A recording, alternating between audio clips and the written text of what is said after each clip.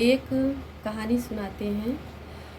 एक ऋषि थे महात्मा, वो गांव गांव घूम रहे थे और वो सबसे बोलते कि हमें बहुत भूख लगी है और हमारी 3 बातें मानो, उसके बदले में हम तुम्हारे घर पे खाना खाएंगे, ऐसे नहीं खाएंगे। तो किसी को भी अटपटा लगता, खाने के लिए तो कोई भी रोकता, लेकिन जब बोलते हमारी 3 बात मानोगे तब मैं तुम्हारे घर पे खाना खाऊंगा तो सब इग्नोर टाल देते। राजा शिकार खेलने गए थे और आ गए, भाग से तभी आ गए तो बोले कि चलो मुनिवर ऋषिवर चलिए, महात्मा जी आप हमारे घर पे रुकिए, खाइए आराम से, चाहिए कल।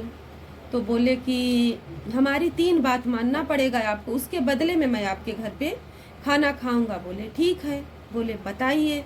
तो बोलते हैं पहली बात, क्रोध आने पर शांति रखना, और दूसरी बात सुबह भोर में उठना, और तीसरी बात अतिथि का सम्मान करना।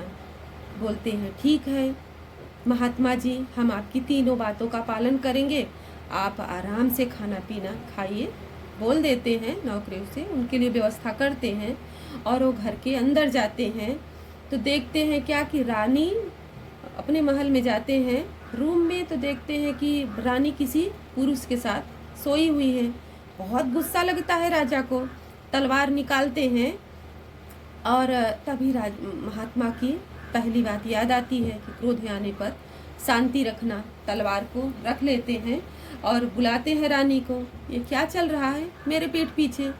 तो बोलते अरे राजा साहब आप आ गए, ये ना आपकी बेटी है, जिस समय आप 18 साल बाद शिकार खेलने गए थे राजा, तो बोले आप 18 साल बाद लौट रहे हो, और जब आप गए थे ना ये मेरे पेट में थी, इसके लिए आपको पता नहीं चला, और आप नहीं थे ना तो इसका पालन पोषण मैंने लड़कों की तरह किया, मैंने इसको लड़की वाले वस्त्र धारण नहीं कराए, तो ये आपकी पुत्री है।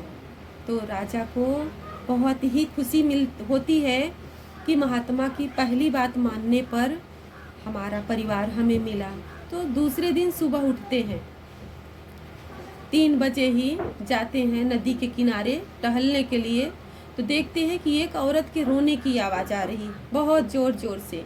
उसके पास जाते हैं, बोलते हैं क्या हुआ, तुम क्यों रो रही हो। तो बोली मैं होनी हूँ, आज से 7 दिन बाद इस नगर के राजा को पहाड़, सामने वाली जो पहाड़ है वहाँ से सर्प निकलेगा और राजा को डस लेगा, और राजा के मरते ही पूरे नगर में हाहाकार मच जाएगा, और दूसरे नगर का राजा इस राज्य पर आक्रमण करके पूरे राज्य को तहस नहस कर देगा।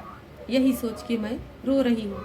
तो राजा सोचता है कि महात्मा की दूसरी बात मानने पर मुझे मेरे मृत्यु की खबर 7 दिन पहले ही मिलती है, तो वो तीसरी बात पर अमल दूसरे दिन से ही स्टार्ट कर देता है। सुबह होता है और वो पहाड़ी से लेकर अपने महल तक पूरा फूल, पहले साफ सफाई करवा के पूरा फूल से बिछवा देता है, पहाड़ से लेकर अपने महल तक, अपने रूम तक, और सुगंधित एकदम खुशबूदार फूल, और जगह जगह दूध का कटोरा रखता है, राजा रखवाते हैं। और जब भी 7वें दिन सांप निकलता है तो वो पहाड़ी से महल तक आने में सुबह से शाम हो जाती है। बोल आते हैं, जब भी राजा के सामने आते हैं तो राजा तैयार रहते हैं, आज हमारी मौत है और ये हमें काटने के लिए आए हैं। लेकिन वो सांप क्या बोलता है कि तुम्हारे जैसी राजा का मरना, तुम्हारे जैसे राजा को डसना सबसे बड़ा पाप है, तुम्हारी मौत मैं मरूंगा, और निर्जीव होकर लुढ़क जाता है। देखो जब ये दिन बनता है ना, दिन अपना बनने वाला रहता है ना, तो कोई ना कोई सहारा हो जाता है।